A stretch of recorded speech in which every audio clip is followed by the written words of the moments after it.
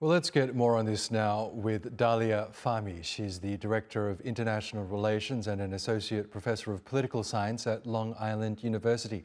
She joins us now from Princeton, New Jersey. Good to have you back with us, Dalia.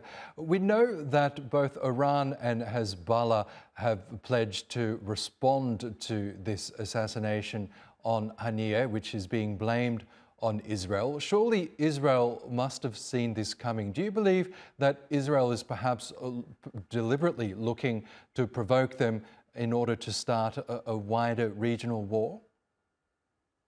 So that's exactly it. There are four major ramifications and benefits to Israel, but primarily to Netanyahu over what happened today. The first is that it kills the ceasefire talks and it allows Israel to continue what it's been doing in Gaza and now beyond. It will kill any renewed diplomacy between the U.S. and Iran, especially that Iran has a new president. The assassination today of Haniyeh took place on Iranian soil, but on the day of the inauguration of the new president, that was signaling a new relationship between the U.S. and Iran. So that's the second accomplishment, and that might redefine U.S.-Iran relations. The third, that it might get Netanyahu the war that he actually wants, the war that is beyond Gaza and the West Bank, that will go into other countries.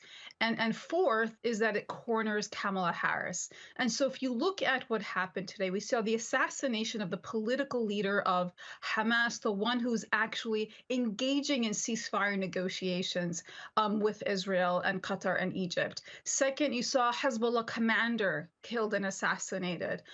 All of these on foreign territory.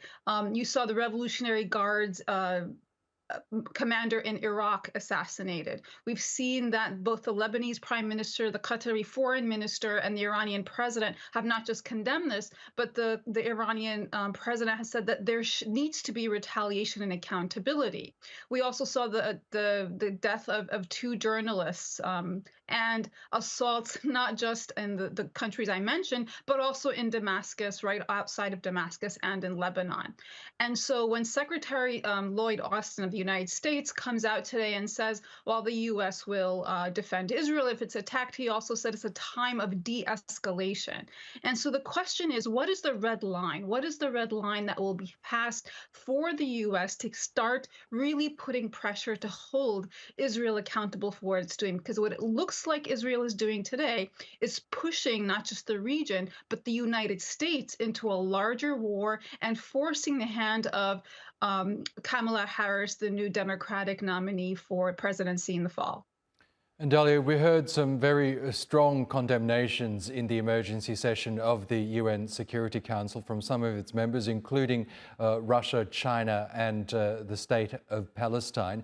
But realistically, what can the Security Council do in terms of the assassination of Haniyeh? After all, it has failed so far to stop the bloodshed in Gaza. There's not much it can do. We know that most of the Security Council resolutions have been vetoed by the United States. And so it's not clear that this is an arena for the Security Council to leverage its power as much as it is for the United States to leverage its power. Netanyahu has been pushing for war with Iran for 15 years. And it looks like we are on the brink of that if he gets what he wants.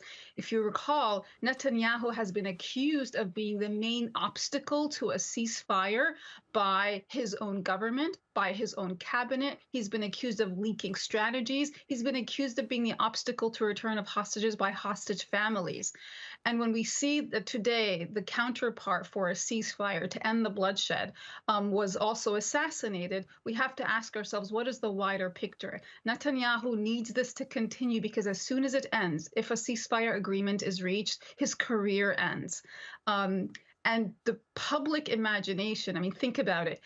Haniyeh was killed in Iran publicly. This is the ultimate humiliation and embarrassment of a foreign sovereign government. And to not expect them to respond is really immature. And so the question is, what is the United States going to do to leverage its power over Israel to say that we are not going to engage in a war that is going to expand beyond the borders of Israel-Palestine?